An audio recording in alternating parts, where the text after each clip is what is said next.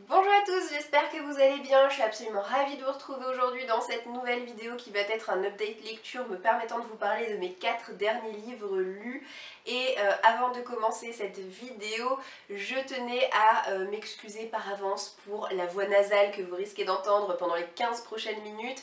Il faut dire que il y a une différence flagrante de température entre la Sardaigne et la France et en rentrant je suis tout simplement tombée malade et j'ai passé mes derniers jours de vacances à zoner chez moi un petit peu comme un zombie. Ceci dit, ça va beaucoup mieux, mis à part voilà, quelques petits résidus de voix nasale, il faudra simplement faire avec. Et en parlant de vacances, en parlant de la Sardaigne, je voulais en profiter pour vous remercier pour l'accueil plutôt chaleureux que vous avez réservé à ma dernière vidéo, qui change vraiment de ce que j'ai l'habitude de vous faire, mais qui reprend un petit peu le format et qui reprend un petit peu le système de montage que je fais lorsque je vous propose des week-ends à 1000, donc des vlogs de week-end à 1000. J'ai fait un petit peu le même principe mais transposé sur mes vacances en Sardaigne. J'ai pu voir que ça vous a beaucoup plu. Je recommencerai certainement ce type de vidéo lorsque j'aurai l'occasion de repartir à l'étranger. Ce sera pas pour demain, mais je pense que ce sera pas non plus pour dans trop longtemps. Pour le moment, j'en reviens à mon update lecture et je vous présente sans plus tarder les 4 livres dont je vais vous parler plus longuement dans cette vidéo. Je commencerai par vous donner mon avis sur le premier tome de la série Marketmen. Je vous dirai ensuite ce que j'ai pensé de Inséparables. J'ai également eu l'occasion de lire Everything Everything et je vous dirai ce que j'en ai pensé. Et pour terminer, je vous donnerai mon avis sur La Colline aux Esclaves. Le premier livre dont je vais vous parler du coup aujourd'hui, c'est ce premier tome de la série Marketmen écrit par Jake Ronover et sorti aux éditions Hugo Roman. Ce livre, vous avez été nombreux à le choisir pour inclure ma pile à lire estivale. J'ai donc pu le lire en temps et en heure juste avant de partir en vacances. Cette histoire met en scène le personnage de Roule qui travaille dans un salon de tatouage et qui côtoie depuis son enfance Cho, qui est une jeune femme qui est amoureuse de lui depuis qu'elle a posé les yeux sur lui pour la première fois. Mais Roule la considère comme une jeune femme certes très belle mais inaccessible. Alors concrètement, qu'est-ce que j'ai pensé de cette romance? Eh ben, je vais certainement en décevoir beaucoup, mais je suis loin, très loin de partager l'engouement général. J'avais pourtant des attentes vraiment très élevées après avoir vu que les tomes de cette série étaient des coups de cœur, voire de très très bonnes lectures pour la majorité d'entre vous. Je me suis dit chouette, ça va sortir de l'ordinaire, ça va être vraiment top, et au final, ben c'est un 2,5 sur 5 pour moi, j'ai mis tout juste la moyenne à cette histoire. Pourtant, ça partait plutôt pas mal. Il faut dire que l'univers du tatouage ne m'est pas familier. Ça sort de l'ordinaire parce que c'est vraiment pas ce qu'on retrouve la plupart du temps dans les romances. Et au-delà de ça, cette romance ressemble vraiment à toutes les autres avec tous les clichés à foison et tous les codes habituels, et c'est vraiment ce qui m'a un petit peu fatiguée. Et j'ai jamais vraiment réussi à rentrer dans l'histoire parce que je me suis en aucun cas attachée au personnage. Il faut dire que Roule, c'est pas du tout le genre de héros que j'aime suivre. Déjà physiquement, ça l'a pas fait. C'est-à-dire que Roule est tatoué de partout, il est percé de partout, il est pas très propre sur lui, il a les cheveux coiffés en iroquoise.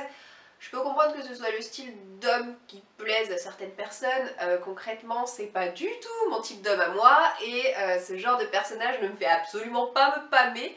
Mais vraiment pas, c'est plutôt tout l'inverse, il m'a laissé froide et alors son caractère n'a rien fait pour arranger les choses. Alors que vous dire de l'héroïne Cho? Là aussi c'est un cliché en elle-même.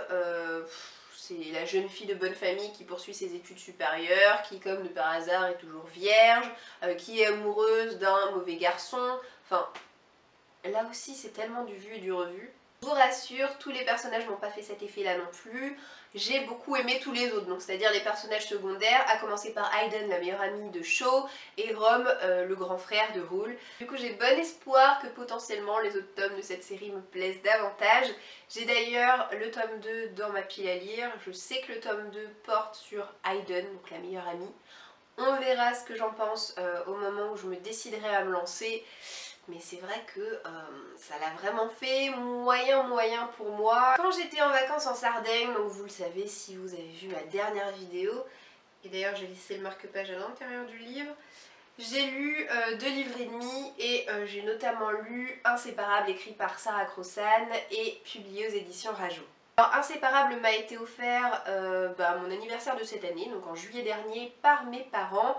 Et c'est une publication récente des éditions Rajo qui met en scène des sœurs siamoises, Grace et Tipi. Elles sont siamoises, donc elles sont reliées au niveau de leur bas du corps. Elles sont toutes les deux adolescentes et pour la première fois de leur vie, elles vont faire leur entrée au lycée puisque jusqu'à présent, elles suivaient leurs études à domicile. Mais j'étais pas vraiment étonnée en débutant ce livre, je savais à quoi m'attendre, c'est-à-dire à une histoire qui paraît un petit peu épaisse comme ça, mais qui en réalité est très courte et se lit vite.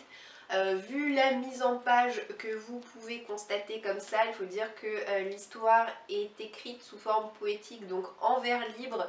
Elle s'articule un petit peu comme un journal intime puisque c'est écrit du point de vue de Grace qui tout simplement écrit de courts passages sur sa vie avec toujours un petit titre à thème qui donne un petit peu le ton de ce qu'elle veut aborder. J'ai beaucoup aimé cette histoire, je lui ai mis la note de 4 sur 5. J'ai trouvé donc que cette forme d'écriture était particulièrement originale, mais pour autant je trouve pas qu'elle apporte grand chose au fond, donc à l'histoire à proprement parler. D'ailleurs la méthode d'écriture, je l'ai trouvée parfois un petit peu froide, à être comme ça un petit peu trop concise, et limite parfois un petit peu trop distant. Alors c'est pas du tout dépourvu de sentiments ni d'émotions, bien au contraire, mais ça m'a placé un petit peu en recul quand même. Ceci est la énième quinte de tout de cette vidéo, je vais juste essayer de ne pas mourir en direct, tout va bien.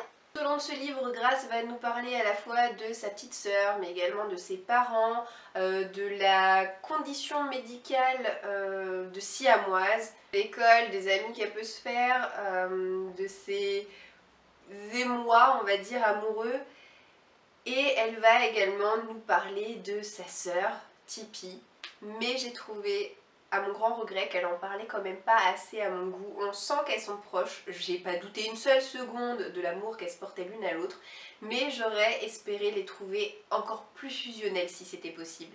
Donc voilà, en résumé, c'est un 4 sur 5 pour ce livre, finalement assez court, mais également très rythmé de par le ton, qui porte vraiment à la réflexion sur tout ce qui est l'acceptation et la différence. Ce livre m'a laissée assez songeuse et également très émue puisque j'ai terminé cette histoire en larmes. Voilà, j'ai l'impression, comme je vous l'ai dit il y a quelques temps, de m'être transformée en fontaine. J'ai eu une énorme période de plusieurs mois sans verser une seule larme pour les livres que je lisais, et puis alors là, je lis n'importe quoi, je pleure. Le livre n'a pas dérogé à la règle. L'autre livre que j'ai eu l'occasion de lire pendant mes vacances en Sardaigne, c'est celui-ci, Everything Everything, écrit par Nicolas Youn, et sorti aux éditions Bayard. Alors ce livre m'avait été offert à mon anniversaire de l'année dernière, et je trouvais que ça pouvait potentiellement être une bonne lecture de plage. Ça l'a été, j'ai mis à ce livre la note de 3 sur 5, j'ai passé un agréable moment de lecture en compagnie de Madeleine, l'héroïne de cette histoire qui a 18 ans et qui est atteinte de la maladie de l'enfant bulle.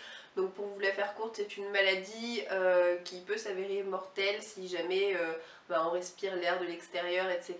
Donc Madeleine vit recluse depuis que sa maladie a été détectée étant enfant, enfermée chez elle, à respirer un air aseptisé 24 heures sur 24 auprès de sa mère qui est médecin et auprès de Carla qui est son infirmière et sa confidente de toujours. La vie de Madeleine est rythmée selon une routine bien établie, mais elle va être chamboulée le jour où elle va rencontrer par fenêtre interposée son nouveau voisin qui vient d'emménager qui s'appelle Holly.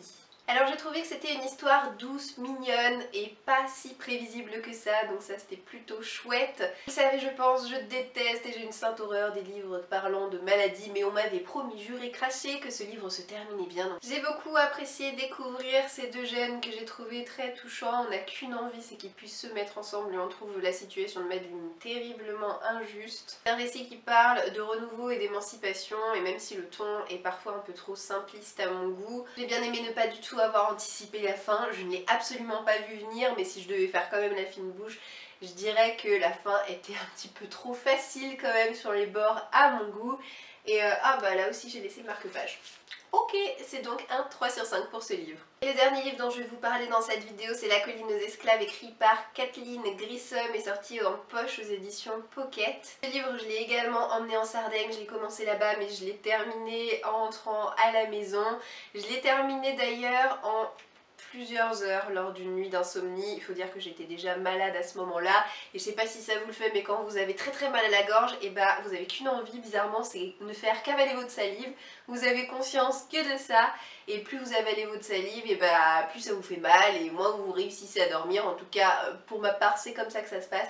Du coup j'étais malade, je réussissais pas à dormir et j'avais qu'une envie, c'était de poursuivre cette histoire qui me plaisait déjà beaucoup. Et je me suis enfilé quasiment la moitié du livre sur une nuit, donc autant vous dire que le jour est apparu à la fenêtre de la chambre et j'étais complètement rincée. Rincée mais heureuse, parce que même si j'en pouvais plus, que j'étais au bout de ma vie, et ben j'ai eu un coup de cœur pour ce livre. D'ailleurs j'étais en train de me dire un truc, c'est que La colline aux esclaves s'est révélée être une lecture spontanée. Voilà, c'est suffisamment rare pour être spécifié, c'est-à-dire que dans ma vie, et dans le choix de mes lectures surtout, il y a peu de place pour la fantaisie et la spontanéité, c'est-à-dire que toutes mes lectures sont prévues d'avance entre les services presse, les lectures communes avec les copines, les piles à lire de saison. Bah c'est rare quand je me mets devant ma bibliothèque et que je me dis qu'est-ce que je veux lire, bah tiens ça me fait super envie au moment où je suis en train d'y réfléchir. Je vais quand même vous dire de quoi parle cette histoire, même si elle est très connue. Il s'agit d'un drame historique, ça se passe en 1791 et Lavinia qui a 6 ans est orpheline, elle va être recueillie sur un bateau par un capitaine qui va l'engager en tant que domestique dans sa plantation en Virginie, donc non pas pour travailler dans sa plantation mais pour travailler dans la grande maison en compagnie d'autres domestiques de couleur noire. Lavinia quant à elle est blanche de peau, rouquine comme pas permis, avec plein de taches de rousseur sur la figure, et elle va se retrouver confrontée à deux univers différents. J'ai apprécié que le récit se déroule sur une vingtaine d'années, ça permet de découvrir les personnages, de les voir grandir, mûrir, devenir adultes et de s'attacher de plus en plus à eux, de vivre encore plus intensément leur petit bonheur du quotidien mais également leurs grands malheurs qu'ils vont devoir traverser tout au long de cette histoire. J'ai adoré Lavinia mais j'ai également adoré tous les autres personnages. J'ai particulièrement beaucoup apprécié sa famille de cœur qui est composée de Mama Mae, de Papa George, de Dory, de Belle, etc. Des personnages vraiment hauts en couleur qui ont une personnalité vraiment marquée. Ce sont des gens francs, ce sont des gens doux. Et ils m'ont vraiment tous émue parce que j'ai trouvé qu'ils possédaient vraiment une âme, c'est-à-dire que l'auteur, à travers ses mots sur du papier, a réussi vraiment à me faire vivre des choses extraordinaires et j'avais l'impression de vivre tout ce qu'ont vécu les personnages à leur côté. Ce livre est grandiose, ce livre est bouleversant, il est très prenant, c'est éloigné de ce que j'ai l'habitude de lire et de ce que j'apprécie lire en général, mais en ce moment j'ai très envie de lire ce type de livre sur la ségrégation raciale. C'est la raison pour laquelle j'ai acheté il y a quelques mois de ça No Home et que j'ai également d'autres livres un petit peu dans la même veine et que j'en ai d'autres dans ma wishlist. Et je le regrette pas, je regrette pas ma curiosité, je regrette pas cette découverte parce que c'est tellement percutant comme lecture. On sait que ça va mal se passer mais le danger n'est pas venu de là où j'aurais pu l'imaginer. Ça a commencé vraiment à se déchaîner, j'ai pas pu m'empêcher de me dire que oh, c'était atroce et que ça allait s'arrêter là parce que c'était pas possible. Mais non, on est dans une espèce de surenchère d'horreur. C'est... Je pense que c'est pour ça aussi que j'ai pas réussi vraiment à m'endormir parce que passer le premier tiers qui est plutôt assez tranquille, qui nous permet vraiment de mettre en scène à la fois les deux familles mais également ce qui se passe, la situation, le contexte, etc. On est pris dans une espèce de spirale infernale et on n'a qu'une envie, c'est de connaître la fin. Je reposais ce livre, j'essayais de m'endormir, je me suis dit bon allez, j'ai l'air de me faire encore 10 pages, c'est bon, on fait une pause, on s'arrête là, on essaie de faire dodo. Mais impossible, parce que dès que je fermais les yeux, je repensais à ma lecture et je me dis mais je peux pas m'arrêter là, faut que je connaisse la suite. Donc voilà, à vouloir connaître la suite, je me suis enfilée comme ça 300 pages du bouquin et puis il était 6h30 du matin. Qu'une envie maintenant, c'est de découvrir la suite qui est parue il y a pas longtemps aux éditions Charleston, mais je préfère attendre qu'il sorte en poche pour que ça puisse matcher avec la version que j'ai. Et voilà, cette update lecture est désormais terminée. J'espère que cette vidéo vous aura plu. N'hésitez pas à me laisser un commentaire pour me dire si vous avez lu certains des livres que je vous ai présentés dans cette vidéo, en me disant s'ils vous ont plu ou pas d'ailleurs. Je vous souhaite de passer une très bonne journée. Je vous dis à très bientôt dans une prochaine vidéo. Ciao ciao!